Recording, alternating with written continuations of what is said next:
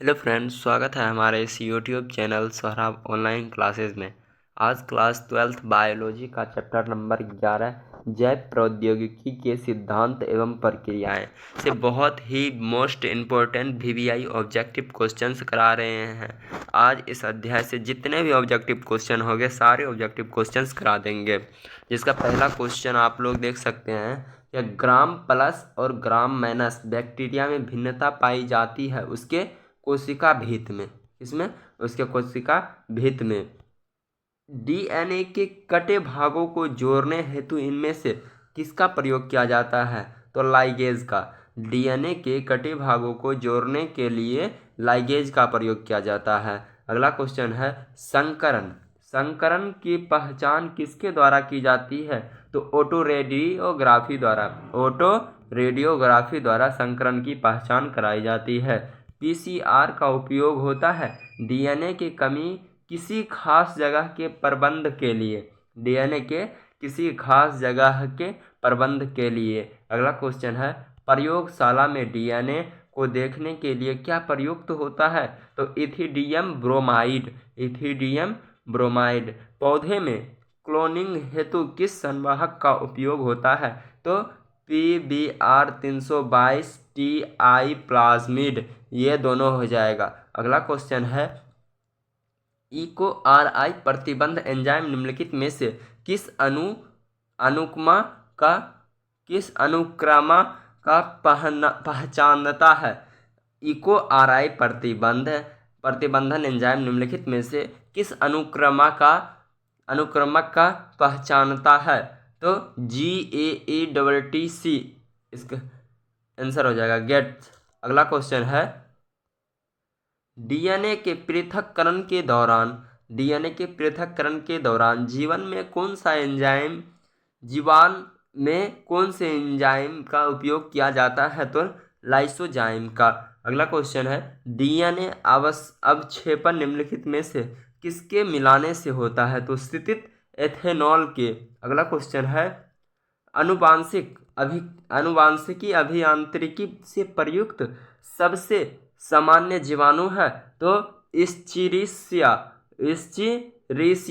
अगला क्वेश्चन है डीएनए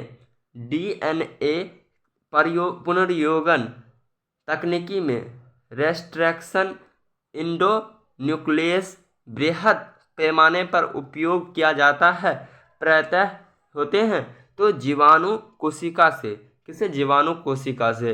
विषाणु आक्रमण से बचाव के लिए जीवाणु द्वारा उत्पादित होता है तो इंडोन्यूक्लियस होता है। अगला क्वेश्चन है प्लावल सांभर किसका ट्रांसजेनिक प्रकार है? तो टमाटर का। अगला क्वेश्चन है गोल्डन राइस में कौन सा विटामिन प्रचुर मात्रा में होता है? तो विटामिन ए। गोल्डन राइस में कौन सा विटामिन प्रचुर मात्रा में होता है? तो विटामिन ए। अगला क्वेश्चन है एकल कोशिका प्रोटीन किससे प्राप्त किया जाता है? तो पहला एवं दूसरा दोनों ही, मतलब एक कोशिकीय सूक्ष्म जीवों से, बहुकोशिकीय सूक्ष्म जीवों से। अगला क्वेश्चन है जैविक रूपांतरित जीव को हो सकता है, जैविक रूपांतरित जीव हो सकता है तो कौन कौन हो सकता है? तो रोगाणु प्रतिरोधक और सूखा प्रतिरोधक, ये भी दोनों। अगला क्वेश्चन है क्लोन की पहचान करते हैं ऑटो रेडियोग्राफी से। क्लोन की पहचान करते हैं ऑटो रेडियोग्राफी द्वारा। एक प्लाज्मिड खुद से अपने जैसा बना सकता है। एक प्लाज्मिड खुद से अपने जैसा बना सकता है। अनुप्रवाह संसाधन में क्या होता है? तो पृथक्करण शोधन, ये भी दोनों हो जाएगा। अगला क्वेश्चन है EcoRI एंजाइम का स्रोत होता है इकोलाई। EcoRI एंजाइम का स्रोत होता है इकोलाई। अगला क्वेश्चन है CR किस रोग की पहचान के लिए इस्तेमाल किया जाता है? तो कैंसर के लिए। CR किस रोग की पहचान के लिए इस्तेमाल किया जाता है? तो कैंसर के लिए। रिस्ट्रिक्शन एंजाइम निम्नांकित में कौन सा है? रिस्ट्रिक्शन एंजाइम निम्नांकित में से कौन सा है?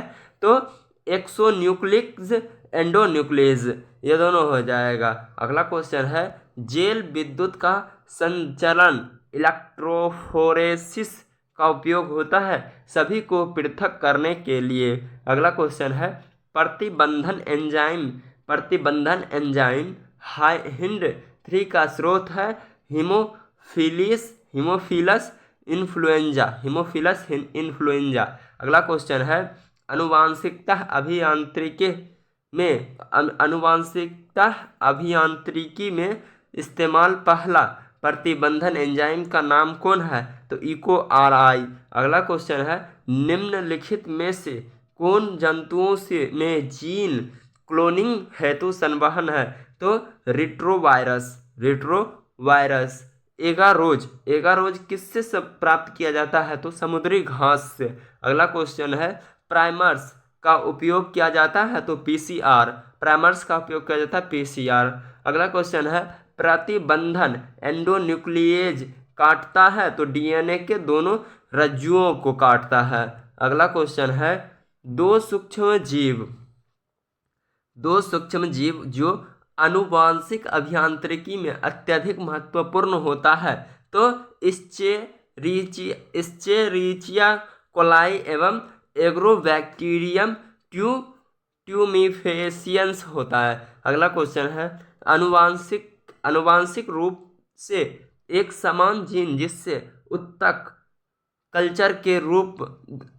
कल्चर के द्वारा विकसित किया जाता है क्या कहलाता है? क्लोनिंग कहलाता है। अगला क्वेश्चन है प्रतिबंधन एंडोन्यूक्लिएज का मुख्य उपयोग होता है इनमें से सभी में जीन लाइब्रेरी में, भौतिक प्रतिबंधन मानचित्र बनाने में, जीन क्लोनिंग में। अगला क्वेश्चन है प्राइमर्स का उपयोग किया जाता है पीसीआर में किया जाता है। अगला क्वेश्चन है पौधों की जड़ों से ट्यूमर पैदा करता है एग्रोबैक्टीरियम ट्यूमिकेसियस। अगला क्वेश्चन है एगारोज का प्रयोग किया जाता है इलेक्ट्रोफोरेसिस में। एगारोज का प्रयोग किया जाता है इलेक्ट्रिक फोरेसिस में। अगला क्वेश्चन है परपोषी कोशिकाओं में विजातीय डीएनए को प्रवेश कराने के लिए किनका उपयोग 10 होता है? तो सूक्ष्म अंतःक्षेपण, जीनगन, अहानिकारक, रोगजनक। अगला इनमें से सभी हो जाएगा। तो अगला क्वेश्चन है बायोलिस्टिक या जीनगन का उपयोग किन में किया जाता है? तो विजातीय डीएनए को परपोषी कोशिकाओं में प्रवेश कराने के लिए। अगला क्वेश्चन है पीसीआर विधि आवश्यक है डीएनए संवर्धन में। पीसीआर विधि आवश्यक है डीएनए संवर्धन में। एगारोज जेल प्राप्त किया जाता है तो समुद्री घास से।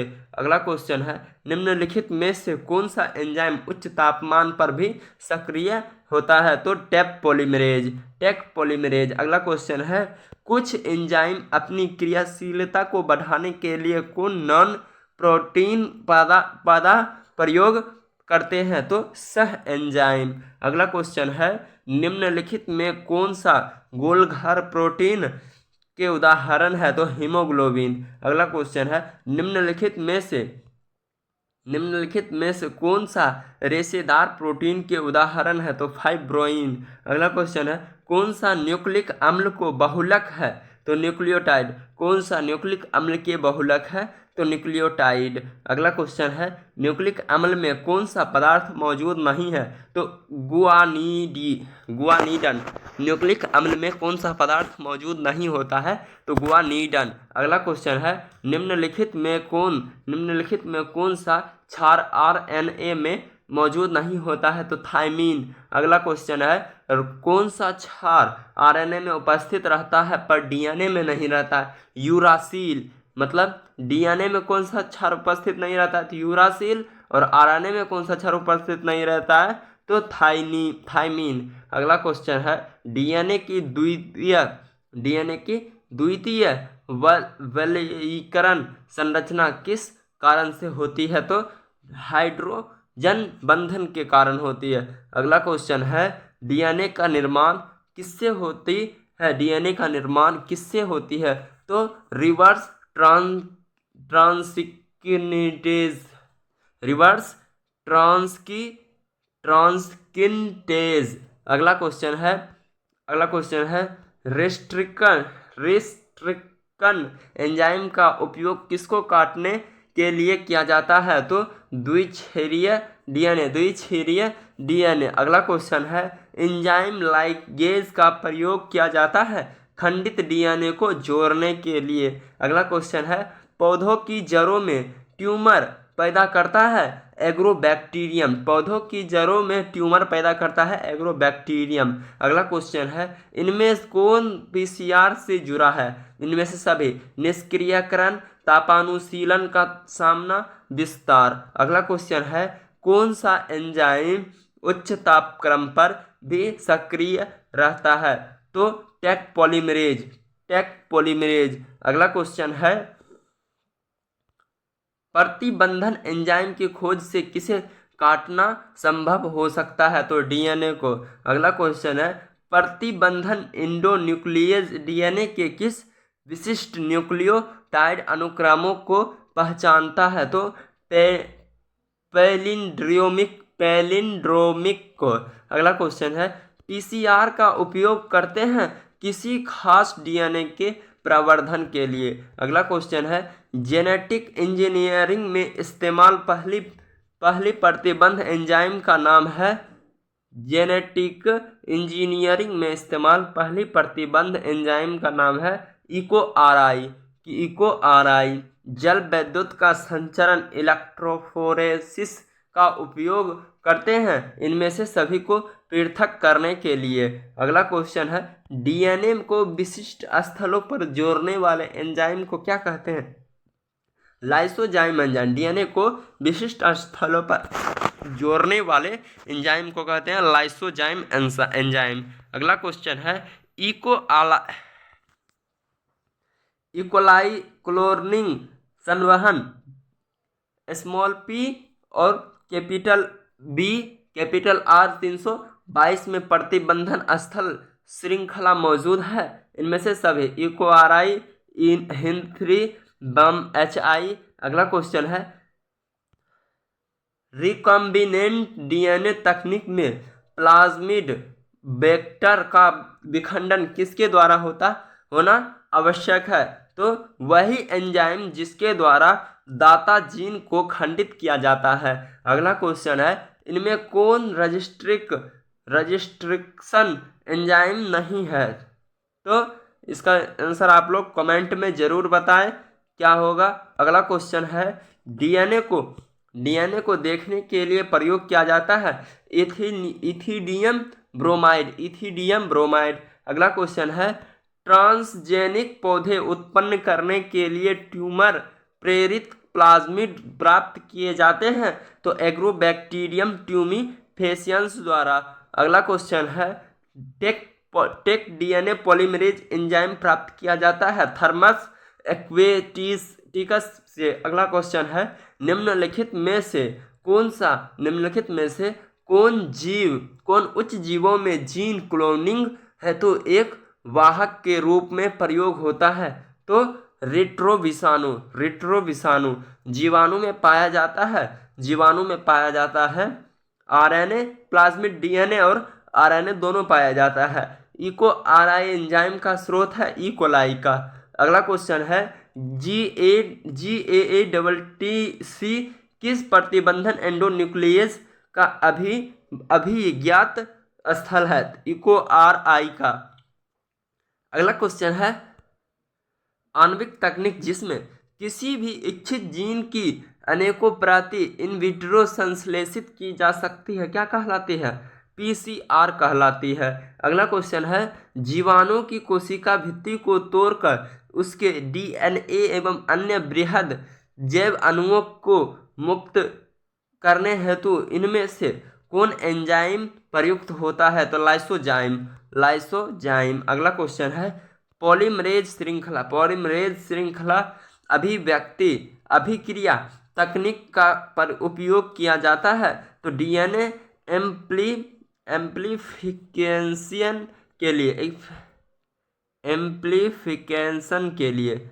अगला क्वेश्चन है टीडीएनए का वेक्टर होता है टी-डीएनए का वेक्टर होता है एग्रोबैक्टीरियम ट्यूम्फेकस का। अगला क्वेश्चन है जैव प्रौद्योगिकी के उद्देश्यों की पूर्ति में किसका योगदान है? तो आणविक जीव विज्ञानला का। अगला क्वेश्चन है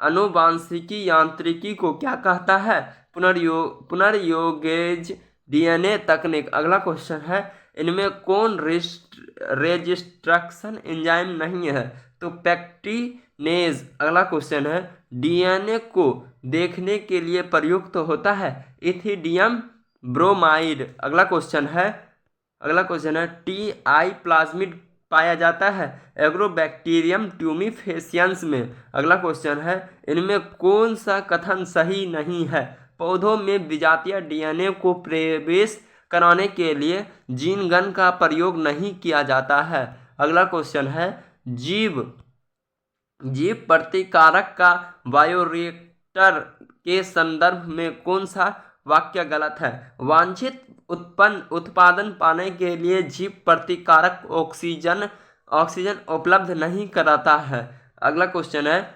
बाम H1 प्रतिबंधन एंजाइम किससे प्राप्त किया जाता है? तो बैसिलस एमालोलिक्विफेसियंस में। अगला क्वेश्चन है एक्सोन्यूक्लियेज के संदर्भ में कौन सा वाक्य गलत है? यह डीएनए को भीतर विशिष्ट स्थलों पर काटते हैं। अगला क्वेश्चन है एगारोज का प्रयोग किया जाता है इलेक्ट्रोफोरेसिस में। अगला क्वेश्चन है परपोषी कोशिकाओं में विजातीय डीएनए को प्रवेश कराने के लिए किनकी लिए किया जाता है?